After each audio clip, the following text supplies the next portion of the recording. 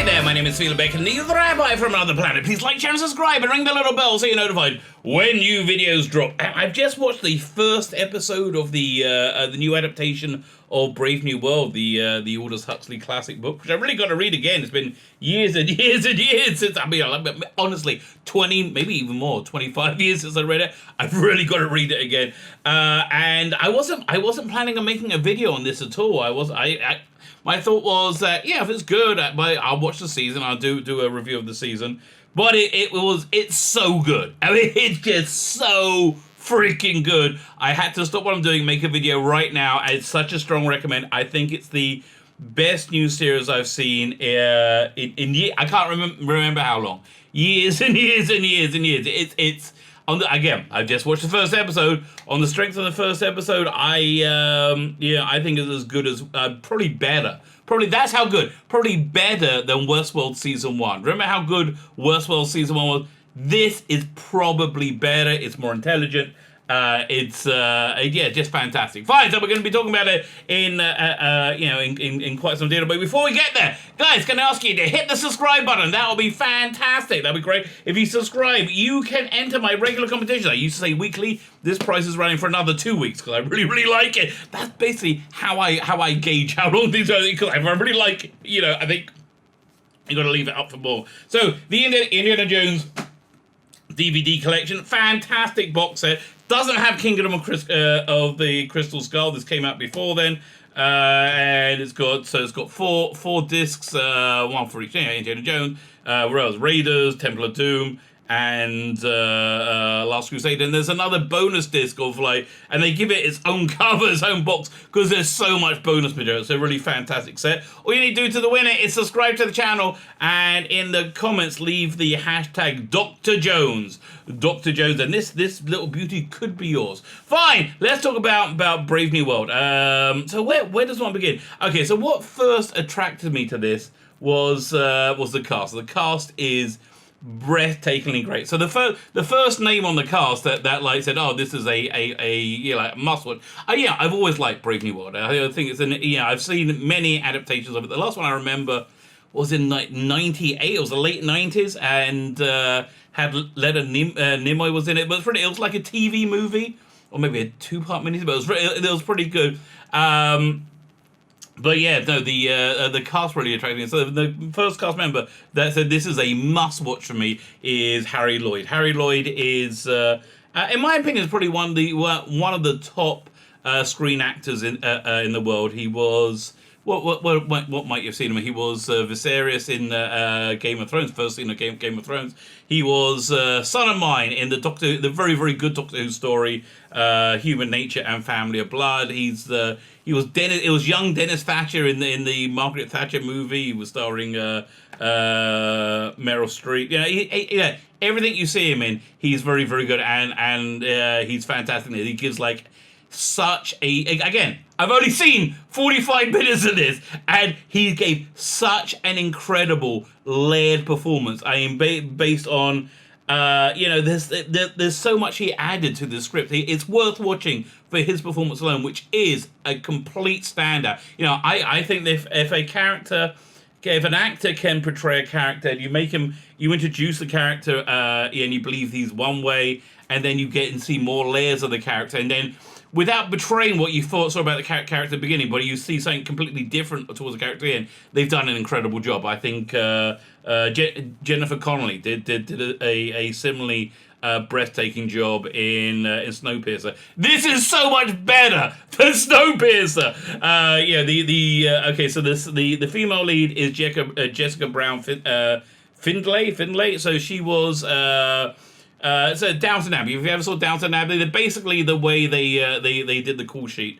The Downton Abbey had 3 daughters. They had the hot one, the super hot one, and the heinous one. Right? So that's basically, actually wasn't that heinous, but in the Saturday Night Live sketch of it, they called her heinous. What do you? So yeah, the hot one, super hot one, and heinous. So she was the super hot one. But she was the first super hot one, not the second. The second super hot one was what's her name?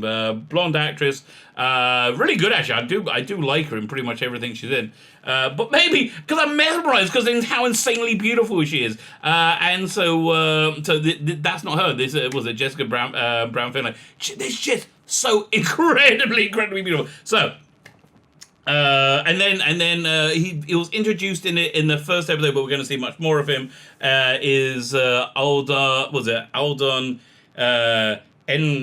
Enrich? I'm not sure how to pronounce his name. He was look, for his sins. He was young Han Solo. I don't really hold that against him. I don't think he can really be blamed for that. I think the only thing I've seen him in is the Coen Brother movie, Hell Caesar. And he's really great in that. He's really great in this as well. So, okay, the basic the basic premise of Brave New World is that you have a seemingly perfect society where there's no crime, there's no hunger, there's no pain. Everybody lives in like these very futuristic, comfortable surroundings. And then outside of that, you have the savages who do it. So the people we spend most of the time within New London, and it introduces you with three rules. There are 3 laws within New London. There is no privacy, no family, and no monogamy. Which all sounds really quite horrific when you say it. When you say that, but when you see the life they get in return for that. Which on the surface seems fantastic, but the crux of the story, the crux of the interesting thing that they're putting out for you to think about is once if you're given everything you want, everything you think you want, and you still feel empty, why? There's just so much interesting stuff to think about, but it's often hard to think about it because there is a fair amount of this. Being incredibly attractive people having lots of sex and lots of orgies. So the basic plot of the first episode, which I don't want to spoil too much for you, because I really want you to watch it. This is such a great show. The basic plot of the first episode is Jessica Brown Finlay. She is a beta plus. So everybody, I believe, is genetically engineered, and you get signed a status at the beginning. So the alphas are like the rulers. And you have an alpha plus, alpha and alpha minus, and the betas are like the top managerial positions, and then you have the gammas who are like lower management, and you can see the IQs dropping as they go into different stages, and finally you have the epsilons. The epsilons are like the workers, and they're not, and they're deliberately have such low IQs. They are basically morons, right? So this world devoid of any like emotional connection, any of love. This world devoid of love, which is really the bottom line of what it is. So how do people get by with that? They have they're all addicted to this wonderful drug called soma. So the story opens up. We have Jessica Brown Finlay's character, Lenina. She is a scientist, and she's working in some kind of factory doing something or doing it. Again, everything is quite just opulent and good. And she's working, and she gets a call to go somewhere. And you think she's just going to go to an office in the building. No, she gets out, she gets on this like travel tube that within minutes she's in like an entirely different part of New London. And she has a meeting with Harry Lloyd's character, Burden Max. Burden Max is is an alpha plus. He's somebody on the higher echelons of control, and he has to deal with like troubleshooting people who are breaking the rules of society, or coming close to break the rules of society. So Lenina, Jessica Brown Finlay's character, she has been she's starting to develop a relationship with this one guy, with this alpha. They've had sex. I don't know, she says like 24 times in the last 2 weeks, right? So and there's no privacy. So like, as he's confronting her about this, you see like three-dimensional images of them having lots and lots of sex, which again, what's the price of admission? In of itself for me. They're certainly not afraid of the male gaze. Okay, there's no fear of that in this.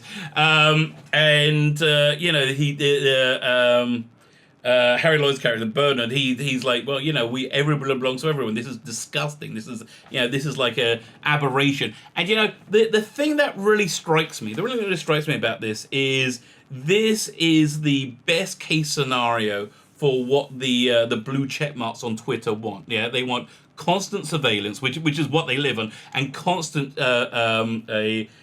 fear, constant social fear to create conformity.